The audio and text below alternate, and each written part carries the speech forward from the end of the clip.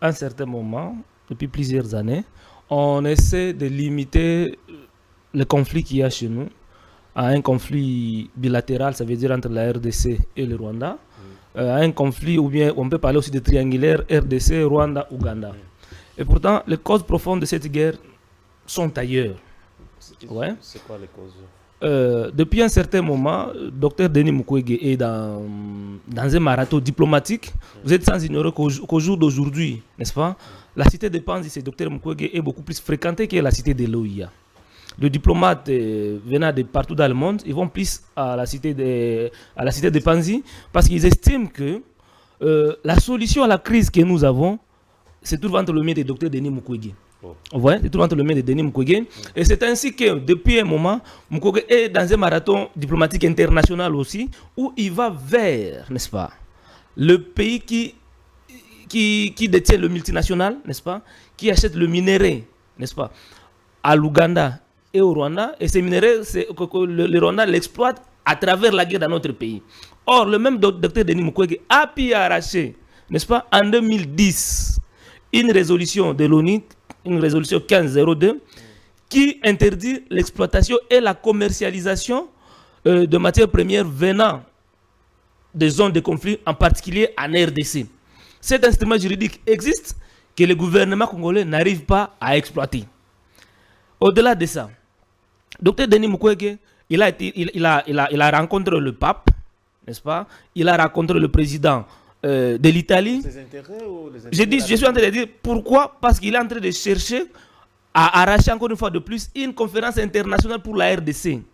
Parce que si le pays du monde, parce que si la demande c'est de trouver une solution mondiale au conflit que nous avons. Et l'objectif c'est de faire taire les armes et s'attaquer aux causes profondes de l'instabilité qui ne cesse de ronger notre pays depuis un certain moment. Et les grandes victimes de ces conflits ici, ce sont le vulnérable, donc les femmes, les enfants et le vieillard. Et c'est toujours le docteur Mukwege qui apporte, n'est-ce pas, des soutiens à cette population-là.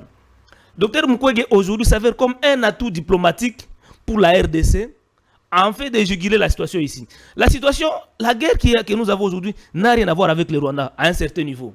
C'est plutôt une question mondiale. Je vais vous donner des exemples parce que docteur Kankonde, il y a un monsieur que je respecte avec qui je débat toujours, mais il a toujours donné l'impression comme si, à part la médecine, d'autres notions de la vie ne l'intéressent pas. L'histoire en particulier. Apparemment, lui, l'histoire, ce n'est pas son affaire. Tenez, messieurs les journalistes. En 1999, nous étions à Lusaka, où il y a eu des discussions. Les mêmes revendications, ce sont les mêmes revendications qui reviennent aujourd'hui. Le Rwanda utilise le FDLR comme motif d'agresser le pays. Et pourtant, c'est faux. En 2002. Mais M. Paul l'a dit, comment le gouvernement peut accepter. Je vais arriver. En 2002, on se retrouve à Sun City, où on arrive toujours à partager le pouvoir, mais le Rwanda reste encore avec une cartouche.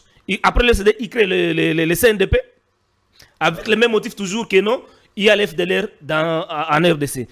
On part en 1997, en négociation à Goma. Le CNDP tombe, on crée le M23. Toujours les mêmes motifs. Tu vois? Toujours les mêmes motifs. CNDP, le M23 tombe, aujourd'hui on a le M23 donc, bis. selon vous, les raisons sont ailleurs. C'est ça que je suis en train d'expliquer ici, que les raisons ne sont pas le FDLR. Et surtout, et ça c'est une grave erreur, une bêtise, dont mon frère ici du PPRD, mais j'excuse le nom encore. Monsieur Paul. Monsieur Paul, il vient d'évoquer ici. Comment est-ce que le gouvernement peut accepter de traquer le FDLR? Et pourtant, le FDLR n'est pas une fabrication congolaise. Je reviens encore dans l'histoire que M. Kakonde doit prendre toujours en compte. Comment est-ce que les FDLR sont arrivés dans notre pays? Et il faut aussi lire la mémoire de Kengo Adondo. Il dit qu'en 1994, la RDC refuse que les Hutus entrent dans notre pays. Mais c'est la Minoire avec le contingent français, à travers l'opération turquoise, qui nous impose des Hutus militaires. Ils entrent dans notre territoire avec armes et munitions. Et au-delà de ça, avec leurs banques, avec des millions d'argent, ils entrent sur notre territoire.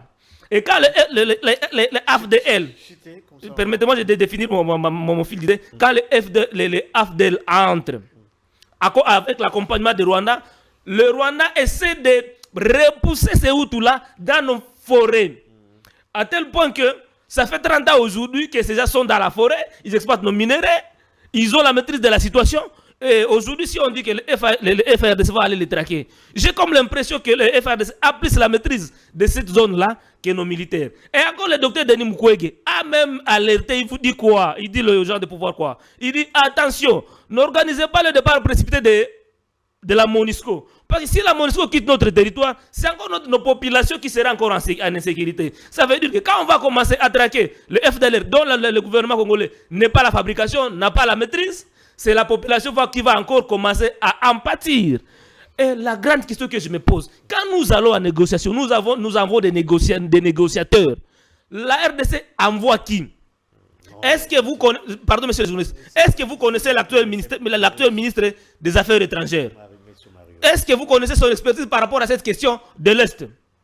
Qui est l'équipe qui accompagne ces dames-là? Tandis que le Rwanda, il envoie qui, monsieur les journalistes? Vincent Biruta, le ministre des Affaires étrangères, qui est au gouvernement depuis 20 ans. Il a été président du Sénat, il est plusieurs fois ministre. On envoie le ministre de la coopération internationale, James Kabarebe, qui a la maîtrise, monsieur les journalistes.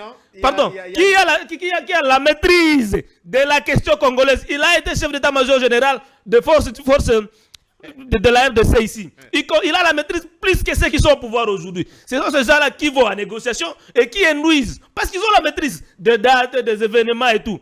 L'actuelle dame, de manière qu'encore ici connaît le nom de l'actuel ministre des Affaires étrangères. Cette dame-là, elle n'a aucune maîtrise de la situation, ce qui les amène à accepter l'inacceptable.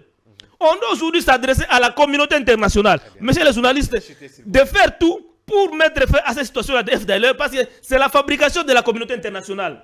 Mais quand aujourd'hui on se retrouve dans une situation de faiblesse, c'est compliqué. Aujourd'hui, je présente Denis Mukwege comme un atout diplomatique, et il est là.